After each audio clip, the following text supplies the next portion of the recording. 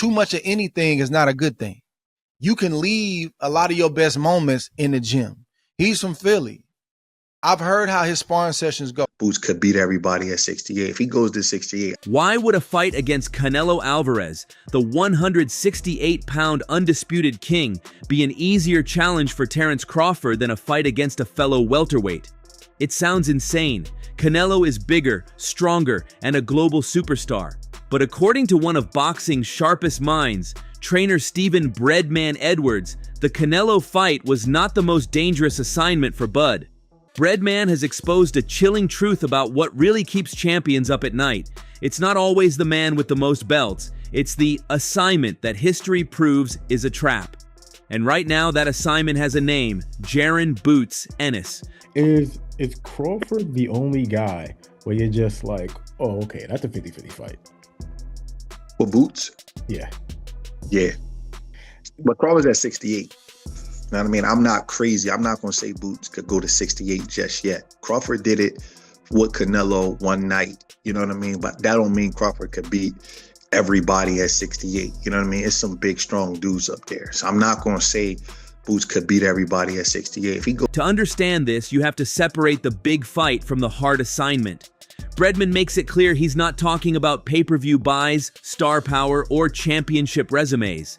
When it comes to the task of winning, the assignment in the ring on that night, He do it automatically. You see the difference between him and Crawford, right? Yeah, I was asking about that. What's the difference? The difference? That you know. Well, I would say Boots seems more comfortable. It don't really seem like That's one or more. he can do. He's more well balanced. Like Crawford dominates more from the southpaw stance than more. You hit it on the nose. Yeah. Boots is powerful on both sides. You hit it on the nose. Yeah. He's powerful on both sides. He can knock you out on the southpaw side or either orthodox side. You know what I mean? He's comfortable. And a lot of times you don't know when he's switching. So it's when he does. It's when he does automatically. Yep. Yeah. Automatically. You seen it when he's boxing. Yeah, right? yeah, of course. See how you switch up real quick? Mm-hmm. Yeah. You know he don't even really box like that. I mean, he go out there and use the jab a lot, but see, a lot of times he get in there and have fun, walking guys down. You see? Playing around, boom. Using the ropes, pivoting, sliding out. Yeah. He don't hardly get hit that much either. No. Take the punch away. You know when he do it. You know what I mean? Well, Boots Ennis is a different kind of poison. Canelo is an all-time great, but he's a known quantity with a specific style. Boots is the ultimate unknown. He's a young, twitchy, out-of-this-world talent who is a full decade younger than Crawford. Like everybody say, I don't think nobody can beat him but Boots. So I want to see him fight Jaron Ennis, and hopefully, he don't retire before then, or he say he too washed up and old. Hopefully he get my boy a shot. That's the only person I can see beat him. That's what I think can beat him. So other than that, the only thing I do want to see him do is, I feel like he was a little later with getting the top dollars like everybody else. So take a couple fights and get your money worth. Now I feel like he worth it. He he deserved it. He did his time, and them are the only two things I want to see. I feel like other than that, it ain't nothing left for him to do. This isn't just a fight. It's a direct confrontation with youth, speed, and unproven, terrifying potential. It's the one challenge that established champions, especially aging ones, are warned to avoid at all costs. This is the controversial secret of the sport. This specific matchup, the aging pound-for-pound king against the 20-something killer, is a fight that historically does not happen. But they could meet at 160 in a fair fight, but Boots don't have enough. Boots hasn't done anything as far as winning the title at 54 yet to intrigue Crawford. Crawford go down, and I just think, I think that boxing got the worst fans in all the sports. I know I'm involved in it, but they just do. You can't ever please the fans. If he wait for Crawford to unify at 160 and Boots unify at 154, you know what they're gonna say? Crawford was about 40 when they fought. They're not gonna give him credit. You know what I mean? So he's gonna be in a tough spot at all times. But I think the fight is possible. But the onus on these fights is on the A side. The A side fighter has to be willing to do certain things. It doesn't mean it's the A side's fault if the fight don't happen, but the A side fighter has to be willing to, like when Crawford and Spence fought, Spence was willing to do things to get that fight. Yeah. He was willing to go against advice of his own team to get that fight. He was willing to leave money on the table to get that fight. You know what I'm saying? It's going to have to be one of those kind of things where Crawford could be like, you know what? I'm gonna shut that young boy up. I'm gonna show everybody that I'm that guy. You know what I mean? And he is that guy. Crawford is that guy. Breadman calls taking a fight like this a psychotic decision, and he has the receipts. He points directly to Manny Pacquiao. When Pacquiao was in the exact same position as Crawford is now, a young, hungry lion named Terence Crawford was rising. What happened? Pacquiao did not fight Crawford. He avoided the assignment. That he's a super challenge. And he's a super fighter. And if Crawford was to do that, I would say, my God. He, like, I'm not even gonna lie. Like, he's already an all-time great. I will move him up. And I'm not calling nobody's names, but most guys in his position don't do that. They don't take that fight. They just don't. Number one pound for pound in the world, you fighting a dude 10 years younger than you with that kind of twitch. And let me just say this. That's a black kid. It don't happen. I'm telling you, they don't take that fight. Manny didn't fight Crawford. Yeah.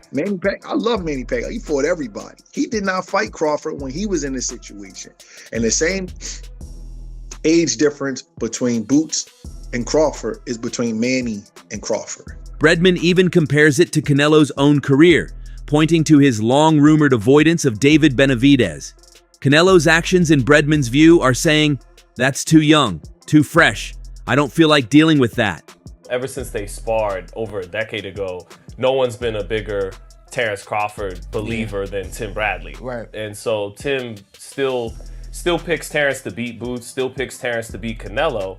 But as he continues to assess things, and this is how I've felt for a while, is that it's a little similar, not quite all the way the same, but it's a little similar to the Canelo and Benavidez, where Canelo doesn't have to fight Benavidez. He's already a first ballot Hall of Famer. Crawford doesn't have to fight Boots. He's already a first ballot Hall of Famer. But this is the best fight out there for you. It's the smart move for a champion looking to preserve their legacy, not risk it all against a young gun with nothing to lose.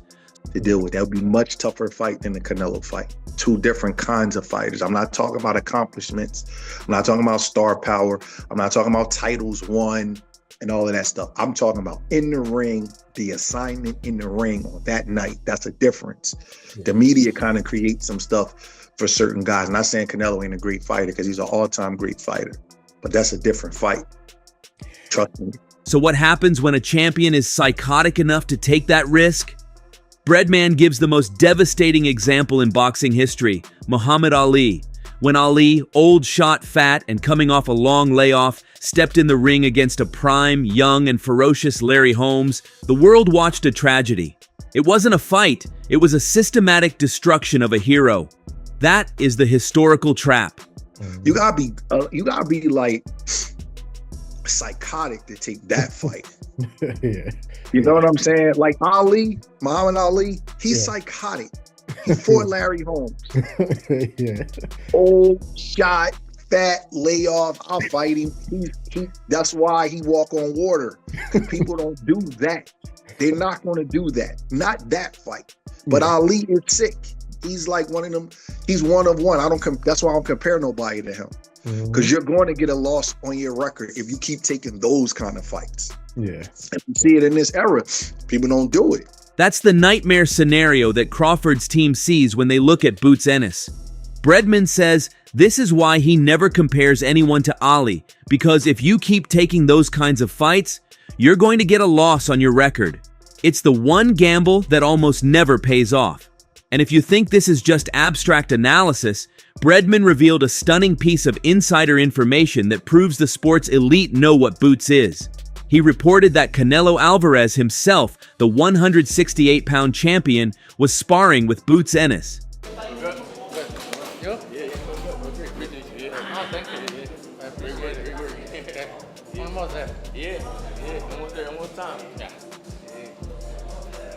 I appreciate you coming, you time, everything. Yeah, and I appreciate you. Yeah, thank you. I will be too.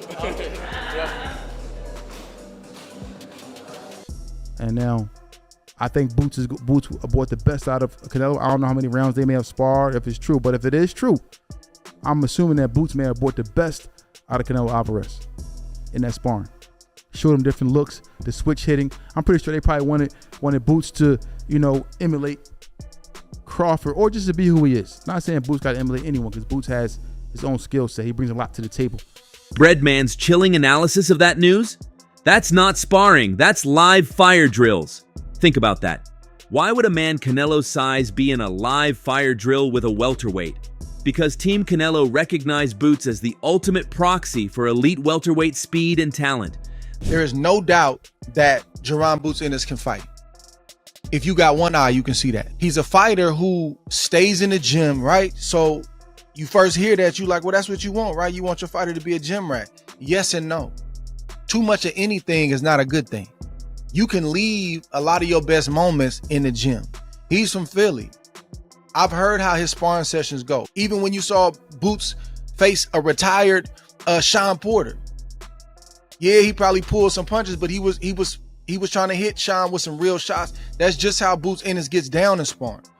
My concern for him is that you get so many fights and you spend so much time in the gym and you fight a certain level of competition. He's 35-0 and he hasn't fought an elite guy yet. Some people say nobody wants to fight him, but you still got to deal with the fact that you haven't had that type of danger that you need on the other side of the ring to turn your senses on at the highest level. We can see what your defense is when you got real danger in front of you. We can see what your offense is when you got real danger in front of you. And I see Boots at times get hit with shots that works with this guy, but it's not going to work. This bad blood isn't just a fantasy matchup either. It has become deeply personal. A lot of people compare Ennis with Crawford, but Ennis always says he's got a completely different style and the only similarity is they both switch. Do you agree with that? I 100% agree with that. Me personally, I think that Terence Crawford boxes a hell of a lot more in the moment, phenomenal fighter in the moment, and I think Ennis is a lot more of a chess player. The tension boiled over during a now famous verbal altercation between Crawford and Boots on the $1 Million Worth of Game podcast. The two exchanged words with the rivalry laid bare for the world to see. This, in Breadman's view, is the only way this historically avoided fight ever gets made. It won't be for a title or for money. It will only happen if Crawford's competitive nature takes over, making him personally decide, you know what, I'ma shut that young boy up. I'ma show everybody that I'm that guy. It would be a fight made purely from ego and a champion's pride. I think Crawford is special. I think Boots is special, but it's going to have to be one of those things. But I think that Crawford probably has his sights set on a big mega fight. I think he's close to retirement, maybe something at 160, maybe unification at 160, maybe one in the Charlos. I don't know what Crawford has, but I think Boots is a little bit away from there, and it could happen. I would say maybe 70-30, 70 not happen and 30% chance to happen. But what if he did it? What if Crawford took this assignment and won? This is where the risk becomes clear. The stakes are nothing short. Breadman states that just for accepting the fight, he would have to move Crawford up in status all-time rankings, simply because most greats in his position refuse. But if Crawford, at 38 years old, were to defeat a prime, hungry, and supremely talented Boots Ennis, Breadman is emphatic. He says it would be a historically significant task. He'd be forced to consider Crawford the best fighter ever and put his name right next to Ray Robinson. Nobody's going to ever call it a duck, and it's definitely not a duck if Crawford don't fight Boots. But if he decided to give him the opportunity, it would be an unbelievable gesture on Crawford's part. I would look at him and put him like wherever he's at on the GOAT status, he would go up here for me, just taking a fight like that. It's an extremely difficult fight. If Crawford beat Boots, I probably would think that he's the best ever. Yeah. Okay. Like I would put him next to like Ray Robinson, Roy Jones, Ray Leonard, Henry Armstrong. Like I think he's an all-time great. I don't know if he's with them yet because his best wins is Earl and Canelo.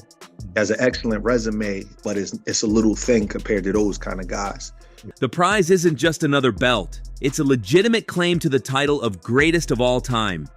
He will be listed as the favorite. Like Canelo was listed as the favorite versus Crawford. He will be listed as the favorite.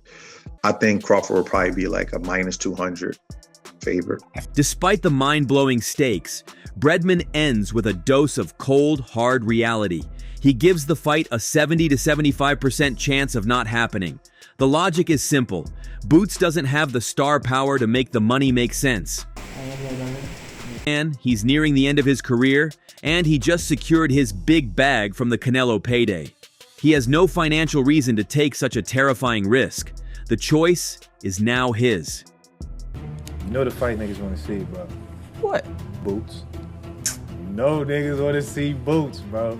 Bro, Terrence different, bro. I just know that that man is different. That's what I'm saying. I never been in the ring with Boots. Yeah. I'm not saying Boots ain't different or you know, not good at all. I think it would be a good fight, but I just think, you know, Terrence, just like he said, man, he been battle tested before. Terrence been through all the ups and downs in the ring.